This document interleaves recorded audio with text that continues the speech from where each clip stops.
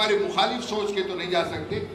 तो called secular बोल के अपने आप को सेक्युलर जब बताते हैं, जब हमारे में बुरा वक्त आता है तो हमारे साथ कोई नहीं ठहरता, हमको ही स्ट्रगल करना पड़ेगा। तो आपको अपने नुमाइंदे को जिताकर असेंबली में भेजना पड़ेगा। बदलाव होना जरूरी है, आज नहीं, अपने लिए नहीं तो हमारी आने वाली जनरेशन के लिए बदलाव जरूरी है, हमारी आने वाली नस्लों के लिए बदलाव जरूरी है, मासूम बच्चों के लिए बदलाव जरूरी है।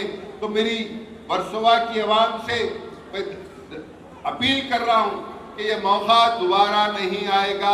आप अपने अपने विधायक को जिताकर असेंबली में भेजेंगे ना आप लोग असेंबली के अंदर, कि आपके मसाइल की एकसुई करेगा, कि आपके दरमियान में रहेगा, आपके लिए काम करेगा। काम नहीं करेगा तो 5 साल के बाद नहीं रहेगा, काम करेगा तो हमेशा आपके दरमियान में रहेगा, हमेशा आप जिता कर लेकर आएंगे।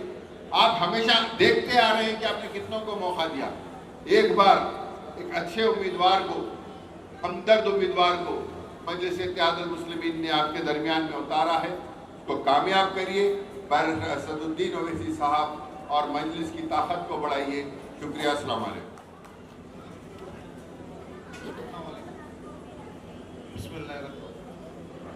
तमाम मंच के ऊपर बैठे जो जिम्मेदारान हैं, बिलाला साहब और बाकी साथी कहीं और दूसरे जलसे में जाना था तो वो जा चुके हैं। उन तमाम भाइयों का मैं शुक्रिया अदा करता हूं जो मंच पे भी मेरे साथ बैठे हैं, और यहाँ पे आए हुए तमाम मेरे साथियों, जो मेरा हौसला अफजाई करने के लिए जो आप यहाँ पे आए हो, आप तमाम भाइयों का भी मैं शुक्रिया अदा करता हूँ। मेरी माँ बहनें, मेरी पर्दा नशीन माँ बहनें यहाँ पे आई है, मेरे युवा भाई और मेरे बुजुर्गान जो मुझे यहाँ पे हौसला दे रहे हैं, आप तमाम भाइयों का भी मैं शुक्रिया अदा करता हूँ।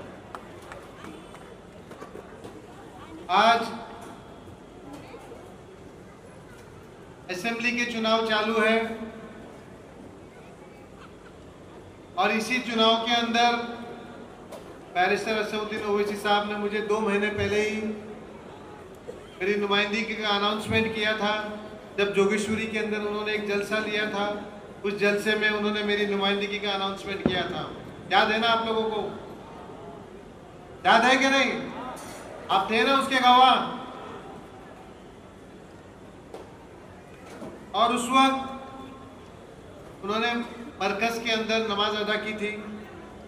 मरकज के कुछ जिम्मेदार नमाज के बाद वहां बाहर आके बैठे, बातचीत की और उन्होंने कहा कि आपने एक बेहतरीन कैंडिडेट हमको इस वर्सोवा को दिया है। वर्सोवा हमेशा से एक माइनॉरिटी सीट होने की तलाश कर रही थी, एक बेहतरीन कैंडिडेट की तलाश कर रही थी जो आप हमें अभी देके जा रहे हो। लेकिन साथ में उन्होंने एक मशवरा भी दिया बैरिस्टर असदुद्दीन ओवैसी साहब को कि जनाब, MIM की वजह से कुछ सेक्युलर मुस्लिम लीडर हार जाते हैं, तो ये भी एक जिम्मेदारी का काम है जो आपको करना होगा। और उसके बाद हम लोगों ने चर्चा की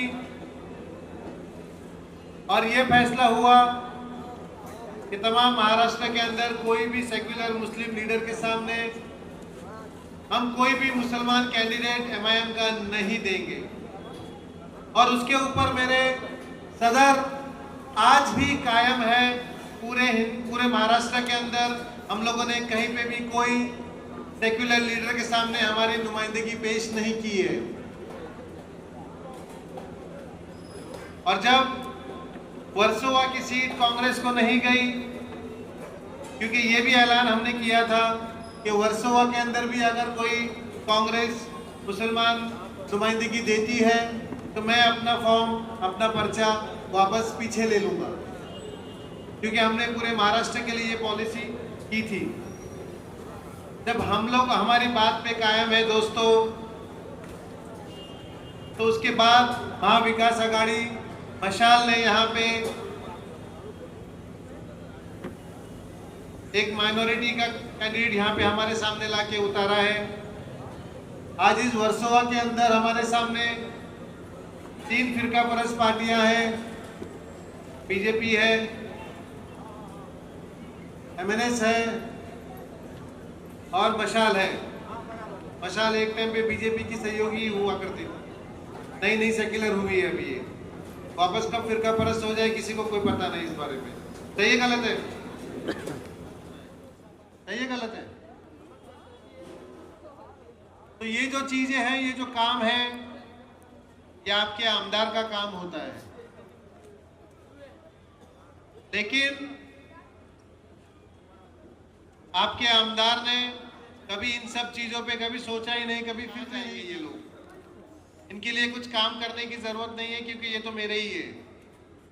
और जब कभी कोई कमल का MLA आ जाता है तो वो आपसे वैसे ही दूरी बना लेता है कि यहाँ पे मुझे जाने की जरूरत क्या है, ये तो मेरे वोट ही नहीं है। और इन दोनों ही परिस्थिति में पीस हम रहे हैं। आपको मैं 2019 की बात बताऊं कि किस तरीके से हमें बांटा जा रहा है।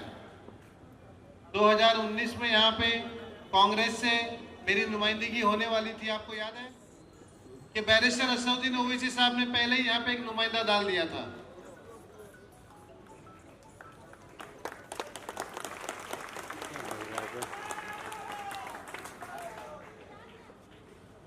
और जब रईस भाई यहाँ पे आ चुके थे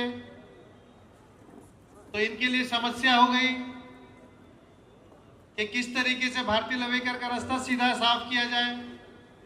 तो इन्होंने रईस भाई के सामने एक माइनॉरिटी उम्मीदवार लाके डाल दिए और उसके सामने अपनी ही पार्टी का एक अपक्ष लाके डाल दिए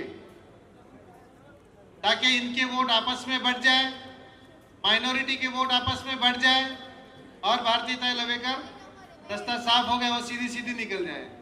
आज इस चुनाव में हम लोगों के वोट बढ़ रहे हैं कि वोट इकट्ठा है, ये बात को आप समझिए। कितनी भी कोशिश कर लें, MVA के वोट बढ़ नहीं है क्योंकि वहां पे राजू पेडनेकर वहां पे खड़ा है, वो MVA के ही वोट लेने जा रहा है। तो हमें ये समझदारी से काम करना है कि हम हमारे कोई भी वोट को यहाँ वहां डाल के खराब ना करें भाइयों।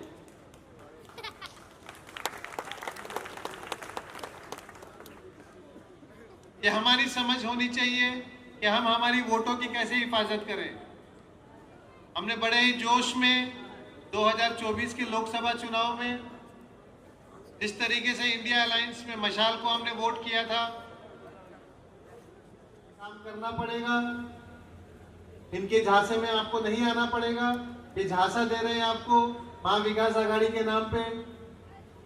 महाविकास आघाड़ी ने 2.5 साल के कार्यकाल के अंदर उद्धव जी ने एक ही फैसला लिया था और वो भी आखिरी दिन आखिरी सेशन में फैसला लिया था। किसी को पता है क्या फैसला था वो?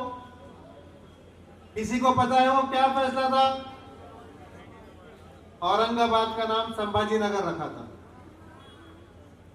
तो हम इनसे यही उम्मीद कर सकते हैं भाइयों, सही है गलत है? हम इनसे यही उम्मीद कर सकते हैं, इससे ज्यादा कुछ उम्मीद नहीं कर सकते हैं। ये हमारे कभी नहीं हो सकते। आप कितना ही इन्हें अपना कह लो, आप इनके कभी नहीं हो सकते। आज जलसा हम लोगों ने सजाया था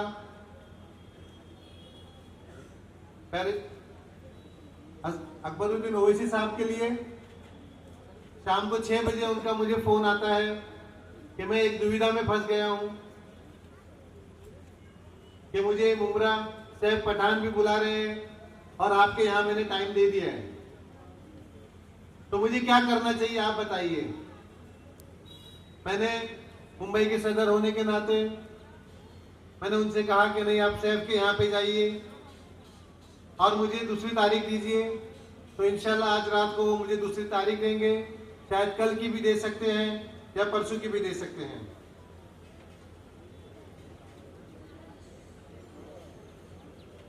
तो आप सभी लोगों से मैं गुजारिश करूंगा कि आप बैठे रहें, क्योंकि हमारे बीच में एक बहुत बड़ी हस्ती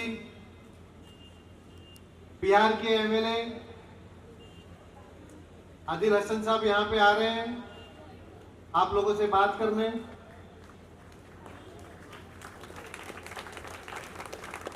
तो आने वाली 20 तारीख को भाइयों आपको बड़ी जिम्मेदारी से काम करना है।